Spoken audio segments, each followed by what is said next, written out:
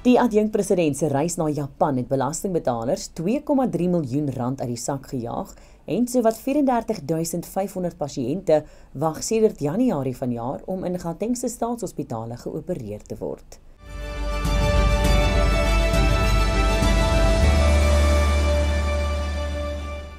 Dis 4 Junie, welkom by die Afrikaanse nuus. Adjunkpresident Paul Mashatile se reis na Japan in Maart vanjaar het die belastingbetaler R2,3 miljoen uit die sak gejaag, waarvan 900.000 net bestee is aan verblyf vir hom en sy vrou.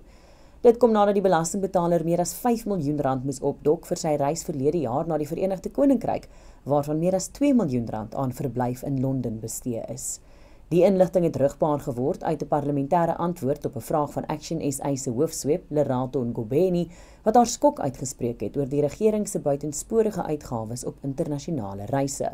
Volgens Action SA se berekeninge beloop dit, sedert die RNE net minder as 'n jaar gelede gevorm is, al meer as R184 miljoen voordat die jongste syfers bygewerk is.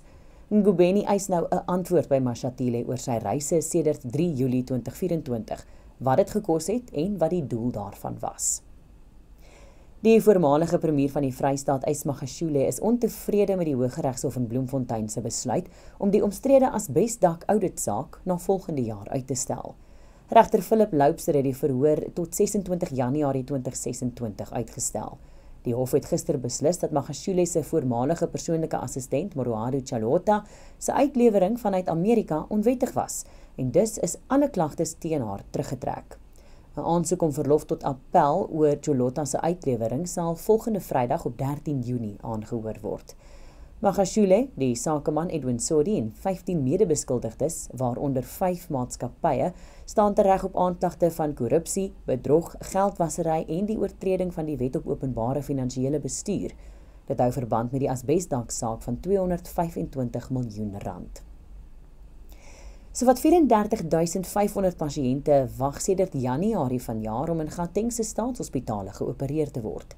Die inligting is deur die provinsie se LER vir gesondheid, Nomanto Nkomoralehoko, onthul in reaksie op 'n vraag van die DA in die provinsiale wetgewer.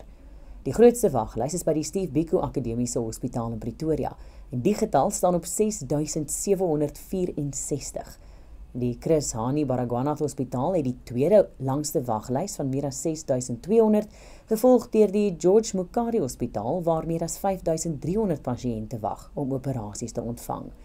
Die DA se skadu LER vir gesondheid in Gauteng, Jack Bloom, sê hy vermoed dat die somtotaal van waglyste eerder nader aan 40.000 is, aangesien syfers van slegs 17 uit 37 hospitale deurgegee word en begrotingsbesnoeiings as ook personeeltekorte die situasie vererger. En die stigter en direkteur van die nou ontbinde kleuterzone franchise groep, Antoni Bougas, is Dinsdag amptelik deur die Pretoria se Hooggeregshof gesekwestreer. Die hof het die finale sekwestrasiebevel toegestaan na 'n aansoek deur die likwidateurs van die kleuterskoolgroep, Matthys Krog, prokureurs, waarvoor die likwidasiebevel reeds op 14 Mei uitgereik is. Bougas het in Februarie saam met van sy familielede eers na Bangkok gevlug en daarna vermoedelik na Kanada, te midde van die ineenstorting van die landwye kleuterskool franchise. Hy was ook in 'n stadium in Indonesië. Hy het nie die sekwestrasie van sy persoonlike boedel teengestaan nie. Intussen beweer die privaat ondersoeker Mike Bolhuis dat dit onwaarskynlik is dat Bougas in Kanada is.